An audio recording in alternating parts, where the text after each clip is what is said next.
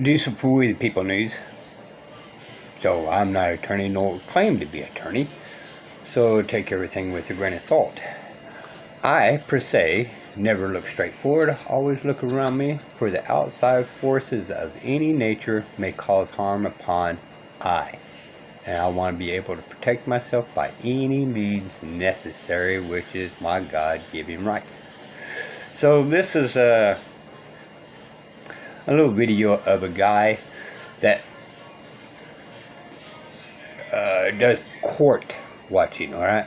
Now, I think we all need to do this, mainly because we've been cop watching and all that, but we went to the beginning stages of harm done to us, alright? But the court systems like to play games, right? So they know they don't operate in the Constitution, but they do give us constitutional rights every so often to tease the people, right? Making us believe they're for our best interests. But when they do this, it's to show face over here, while behind closed doors, they do this. So the end game is to benefit them the most. We talked about this in past, right? You got to see what benefits them, and they're just not going to come out and always just be playing out evil.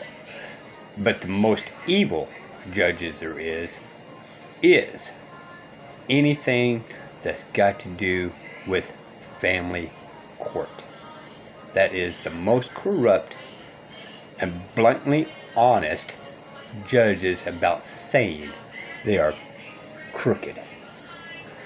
But this video is going to be a little bit on the long side, so I'll let him explain since he does this. My name is Jeff Morgan. I am from Dallas, Texas. Just got a few updates to talk about with court watching. For those people who don't know what court watching is a right that we as citizens have to observe our courts in action. We are the taxpayers. We pay the judges' salaries. It is our taxpayer money that funds the courts, and we have the right to see how our tax dollars are being used. Furthermore, we have the right to observe our judges because in many of these cases, these judges are elected. And by watching their actions in court, we can decide whether these are types of judges that we want to have elected again or not. So it helps inform us as far as our voting is concerned.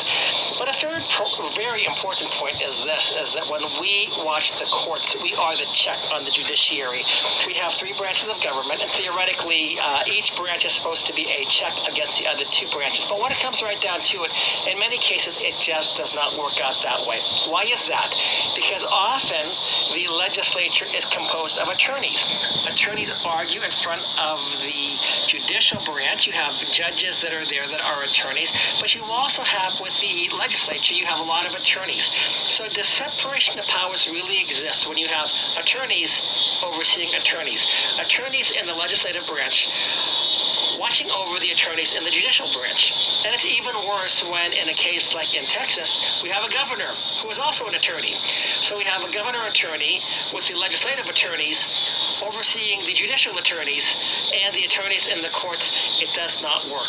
When it comes right down to it, in many instances, the attorneys are a fraternity. They are a fraternal order almost, and they will back each other up.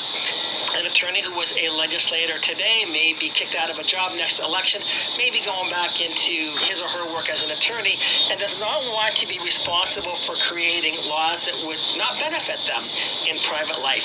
You have a governor who, again, came from the judicial branch, and he's got a lot of friends in the judiciary, and often the governor appoints judges. So the judge, the attorney governor who appoints attorney judges, does the governor really want to, in a sense, go after somebody he's appointed? Maybe he'll appoint somebody, and then it's hard for him to say, you know what, maybe I made a mistake here. Maybe I should not have appointed this person to be a judge. And such is the case when we consider the person of Judge God or tyrant judge or the haughty judge, Dustin Howell. Dustin Howell out of Travis County, who was appointed by Attorney Governor Greg Abbott, part of the club. When Governor Abbott, again, who was an attorney, appoints somebody like Dustin Howell, who is an attorney, as judge, does the governor really want to see his appointment turn out badly? Or will he find ways to defend him? I don't know. And when you have people in the executive branch who also are attorneys, and the attorneys have this club because, they're all together, we've graduated law school, we're all attorneys, whether we're Democrats or Republicans, we're attorneys first, we're everything else second. Does the legislature really want to go after the judges? So really we don't have an effective means of oversight of the judges except if the citizens take up this responsibility. And that is part of our duty. In the Bill of Rights in the Texas Constitution, Article 1, Section 13, it states that the courts shall remain open. It is the right of the people, the right of the public to observe how their courts are operating, and also to serve as a check and balance against the possible abuse of judicial power. So with that right that we have to watch our courts, I believe we also have a responsibility to oversee the judicial branch, because too often our legislature fails to oversee the judiciary, and even our governor fails to oversee the judiciary. The only way the proper oversight can take place of the judiciary is if we, the citizens of the state of Texas, actually exercise that oversight. And that is what we mean when we talk about the idea of court watching. It's citizens going into courts and seeing what is taking place in their courts that their taxes pay for, people that get elected. We go in there to see, are these judges acting in accordance with the judicial principles which they claim to uphold? One of them being impartiality, and then of course Okay, so I'm going to just pause this for a second. Alright, this guy right here, when he does court watching, if they step out of bounds as one of the people, he files complaints against the judges and maybe attorneys. I haven't heard too much about him filing complaints on attorneys, but I do know he does this as a witness of the judge acting out of his authority. And we, the people, can do this because we've seen harm done to another in that courtroom. Alright?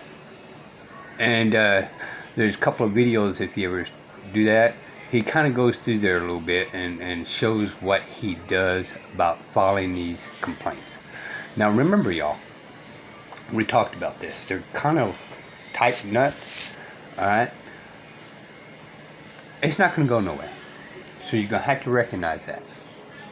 However, when it comes to the insurance, and the insurance is thinking they may start losing money off this, no insurance, no judge. No insurance, no attorneys.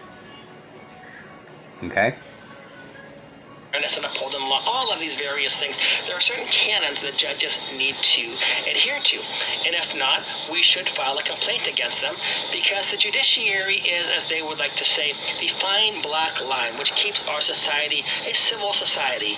The problem is when the fine black line fails in their responsibilities and does not judge justly, that is when we have chaos in society. In fact, distrust in the judiciary is the beginning of the breakdown of society. Well, anyway, today we were court watching in a couple of cases, and one of them was in the 345th District Court. Now, the hearing that we were going to be court watching for was Terrence Champagne versus his ex-wife, Ray Cow. And Ray Cow had an attorney whose attorney's name was Daryl Weinman. Daryl Weinman charges $525 an hour. There's a lot more that I'll be talking about with Daryl Weinman in the near future, because Daryl Weinman has been a source, a wealth of wonderful information about the way these anti-family courts work.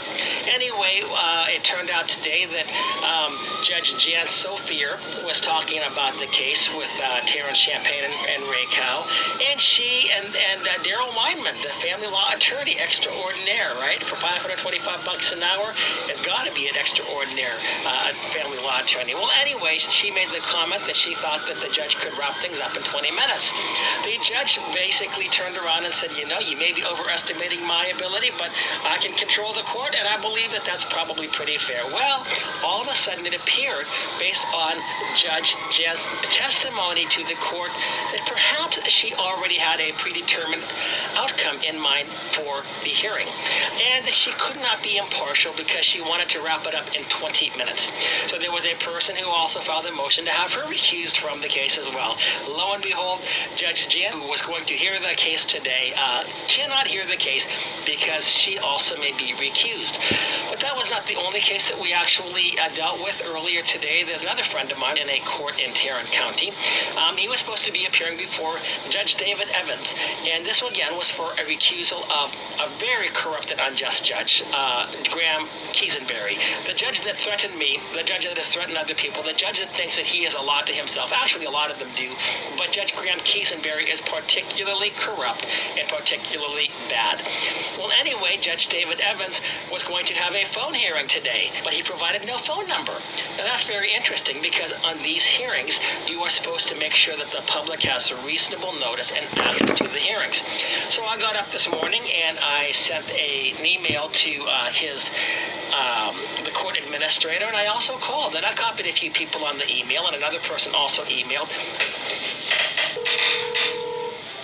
Hi, this is Corey before the District Court. Sorry that I missed your call. If you could your name and the cause number you are calling about, I will call you back as soon as I can. Thank you. Hi, Corey. My name is Jeff Morgan. I am calling. I want to request a link for the telephonic hearing today that's going to be taking place with regard to the Rustin Wright case, and also the recusal of Judge Graham Kiesenberry. I believe David Evans is hearing it. Judge David Evans is hearing it today. I believe it's at 2 o'clock, but there's been no type of a telephone link provided.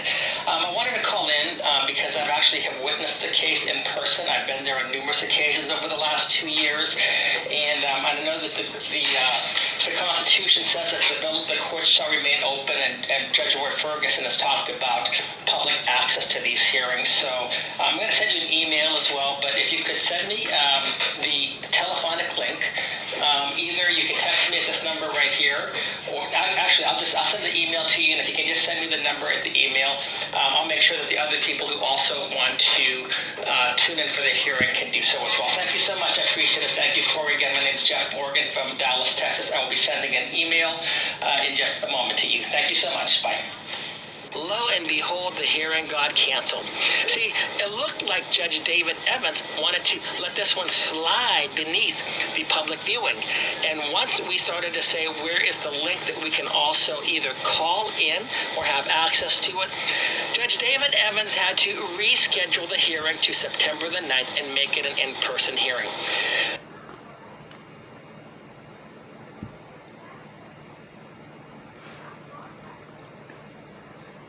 So it seems like when a judge wants to hide something from the public, that perhaps there is something that is not completely up on the up and up that is going to be going on.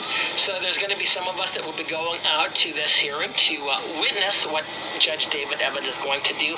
But I would also say that based on the fact that Judge David Evans was trying to slide this one through without providing the public reasonable access to listen to the hearing, to see how their courts are working, that perhaps David Evans also as well had a predetermined outcome, and perhaps Judge David Evans needs to be recused. Now, whether somebody will seek to have him recused or not still remains to be seen, but I would not be surprised if that were the case. Anyway, we felt like there were a couple of victories today. They were small victories. In these judicial systems, in the courts make the rules. The courts stack the deck in their favor. And the courts think that because we are people who are not educated in the law as they are, because we have not taken the high priestly vows of the attorney profession, the lawyer profession, that somehow we are less able to represent ourselves in this courtroom. And that they can boss us around, they can abuse us, they can extort us for money, all sorts of things. Judges can make illegal rulings, and no, we're just supposed to be fine with that. That is their court. We have another court. Our court is the court of public opinion. We have the right, we have the duty to exercise our check on judicial abuse, to present our case to the public about these corrupt and unjust judges and about attorney practices which often border on unethical, if not abusive. And the interesting thing is that we get to control the narrative when it comes down to the court of public opinion. Why is that? If you ask a judge about something, he will often say, well, I can't comment on this case because the litigation is currently pending. Well, guess what? When we take the offensive against him and we have the evidence against him or her or whomever, they also cannot defend themselves because it is current litigation. We can tell our story and we can encourage other people to come and watch. On these court watching sessions today, I think we had 60, almost 70 people watching. We should have had more. We can get more. But it's very interesting to watch the way the judges act when they know they're being watched. In the case of David Evans, who will be going in front of next week, when he realized about several months ago that there were almost 30 people watching, he chose to recuse himself from the case. We have had many instances where people have been 50, 80, 100, at one point almost 900 people in one case, and the judge had to take note that there were people watching. When you go to the courts in person, go in there with a group of people and just sit there and watch. And it is amazing because all of a sudden now the courts know that they're being watched. Judges will not be so abusive. Judges will not be so threatening to a litigant. Judges will act in such a manner so as to not perturb the people out there. Yet if a person were there without his friends, without his or her support group, that person could be abused by that judge and by the attorneys. So again, today was a good day for us, I felt. And with regard to court watching, let me just add this one thing. You don't have to actually watch when you're there. If you're working, turn on your computer, turn on the YouTube channel and let it play in the background because you are now considered a court watcher. And in fact, if you're at home and if you have a work computer and if you have a home computer, get them both going if you want to and get several browsers going. So you might have Chrome, you might have Safari, you might have Bravo, you might have Microsoft browser, you may have a number of other browsers. Get them all streaming. So maybe you're 5 people watching the court hearing. And then if you have a cell phone, turn that on too. Let them know that we're watching. They don't know how many people are watching. They don't know if there's 70 or if there's 10 acting like 70. And this is something that we can use to our advantage. They have to assume the more people are watching, then fewer people are watching. And then when you see things that take place that are not in accordance with the judicial canons of judicial conduct, when you see things that are unethical, file a complaint immediately.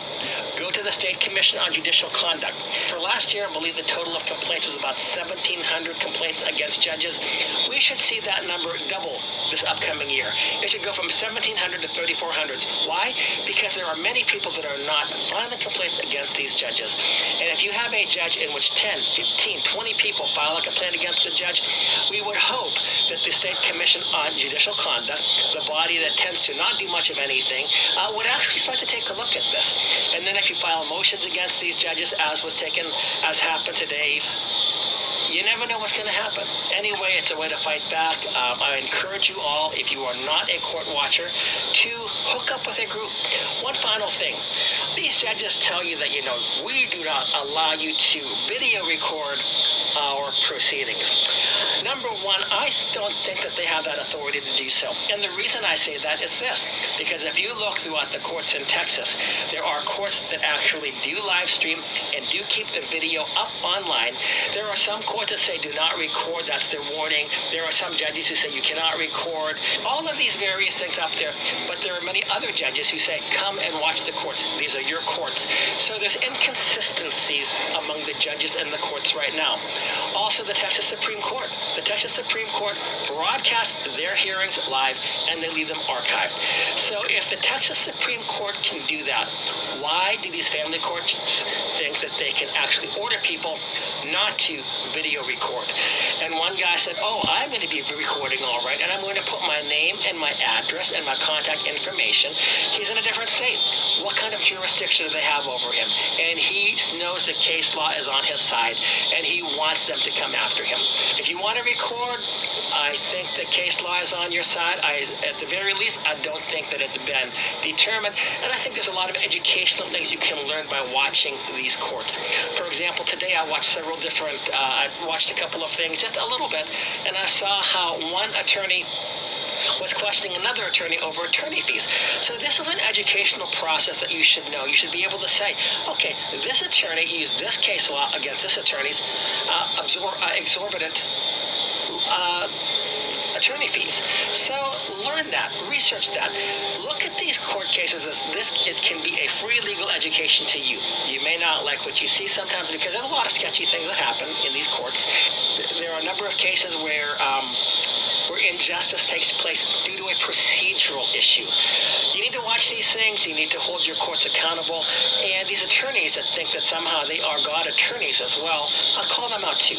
I believe that you have the ability to do so, and if anything, it's always in your opinion. For example, I can say, in my opinion, Jessica Janasek of the Kunstfuller Law Foundation is, even though she's a very good attorney procedurally and stuff like that, I believe that she is an immoral, unethical wreck.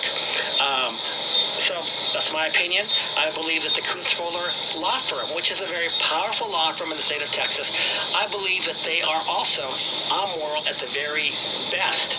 So they want to portray themselves as being these great people.